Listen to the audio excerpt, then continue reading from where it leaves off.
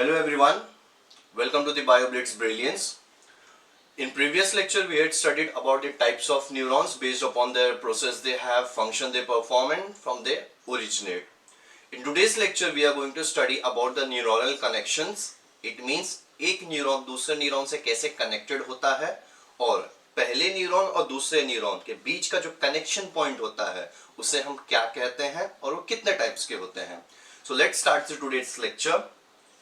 So today's the topic of the lecture is types of synapse. Now in this diagram you can see there are two neurons. This is first neuron and this is second neuron.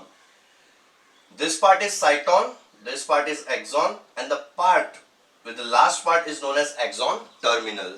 Now this part is the last part of first neuron and this part is the starting part of second neuron. So to this part we can say it as a presynaptic neuron. Why presynaptic neuron? Because pre means before. This neuron is before this neuron. Hence this part is known as presynaptic neuron and this part is known as postsynaptic neuron.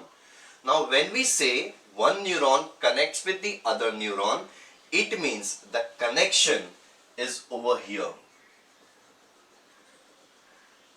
The part of first neuron, that is axon terminal, is connected with the second part of the second axon, and the second part may be the dendrites or any other muscle or any gland or can be any organ. So this part of presynaptic neuron and part of postsynaptic neuron, both this part constitute a junction or a place which is known as synapse. So synapse is the place where the first neuron and the second neuron, or you can say a presynaptic neuron and the postsynaptic neuron connects with each other, and with the help of this connection, signal which comes in this first neuron is transmitted to the second neuron. So in this way the flow of signal occurs from one neuron to second neuron via synapse.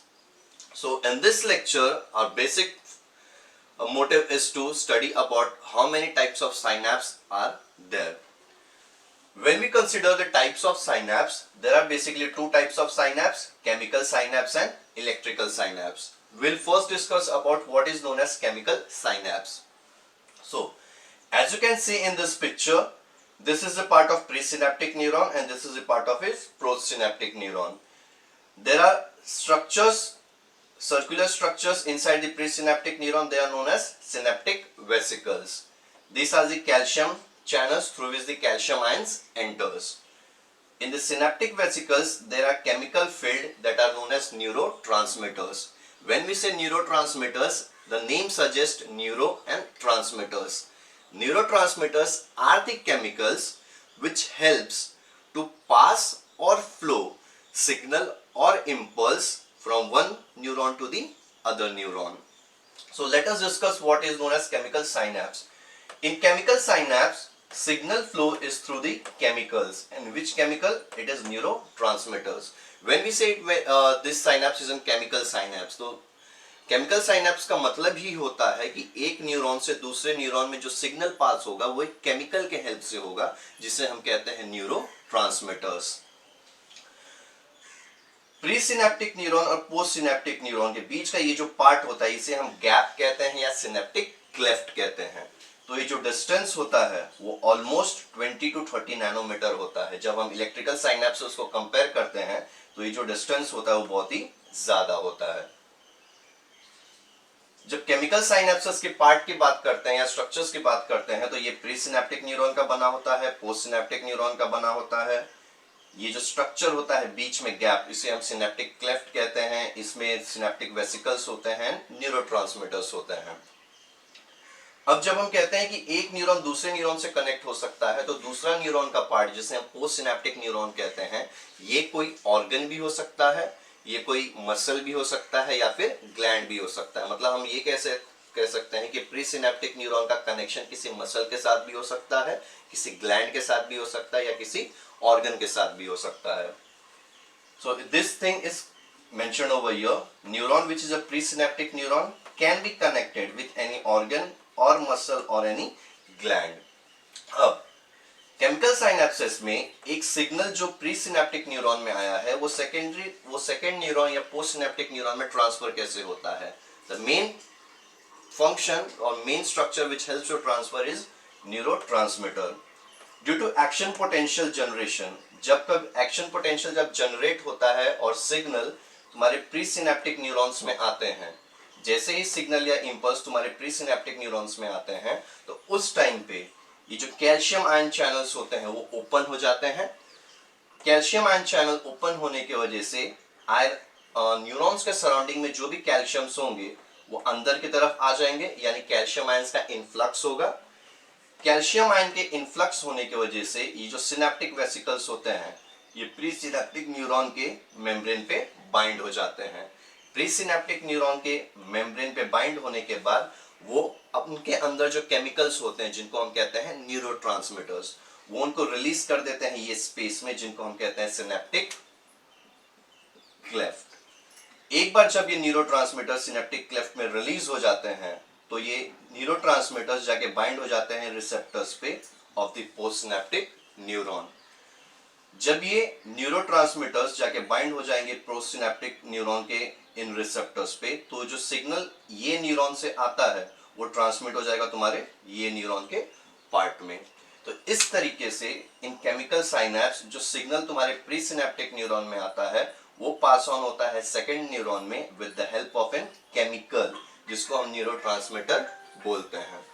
इसीलिए इस synapse को बोला जाता है chemical synapse. That is mentioned over here. Due to action potential generation, influx of calcium ion occurs, synaptic vesicles binds to the membrane, releases neurotransmitters by process exocytosis. अब यहाँ पे synaptic vesicles synaptic cleft में जो release करते हैं neurotransmitters वो एक process के थ्रू करते हैं जिनको हम कहते हैं exocytosis process.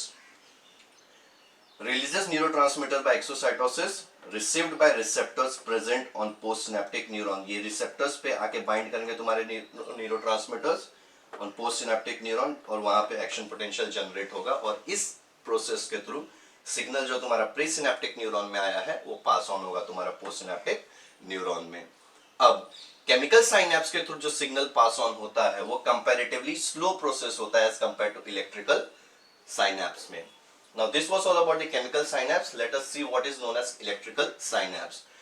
जब हम कहते हैं इलेक्ट्रिकल साइनेप्स तो यहाँ पे सिंपल मतलब होता है यहाँ पे जो चीजों का फ्लो होगा, जो हम कहते हैं इम्पल्स या सिग्नल का जो फ्लो होगा वो आयंस के थ्रू होगा डायरेक्टली. यहाँ पे कोई भी केमिकल इन्वॉल्व नहीं होगा for the passage of signal या इम्पल्स के लिए. In electrical synapse signal flow occurs through the gap junctions. इसको हम गैप जंक्शंस कहते हैं. यहाँ पे दोनों डायग्राम में अगर कंपेयर करोगे आप तो इस pre synaptic neuron post synaptic neuron में कोई भी कनेक्शंस नहीं है और यहाँ पे प्री सिनेप्टिक न्यूरॉन और पोस्ट सिनेप्टिक न्यूरॉन के बीच में कनेक्शन है और ये कनेक्शन जो होता है वो एक तरीके का मैकेनिकल या फिजिकल कनेक्शन होता है जिसे हम इलेक्ट्रिक कंडक्टिंग लिंक या फिर ये एक तरीके के प्रोटीन चैनल्स होते हैं. अब यहाँ पे होता क्या है, जब भी सिग्नल या इंपल्स तुम्हारे प्री सिनेप्टिक न्यूरॉन में आता है in the form of ions, in the form of charges, तो ये directly in electric conducting links के थ्रू दूसरे पोस्ट सिनेप्टिक न्यूरॉन में ट्रांसफर हो जाते हैं. इस वजह से जो सिग्नल या इंपल्स तुम्हारे प्री सिनेप्टिक न्यूरॉन में आएंगे डायरेक्टली एक पैसेज वे के थ्रू जिसे हम प्रोटीन चैनल्स या इलेक्ट्रिक कंडक्टिंग लिंक बोलते हैं, पहले न्यूरॉन से दूसरे न्यूरॉन में डायरेक्टली ट्रांसफर हो जाते हैं.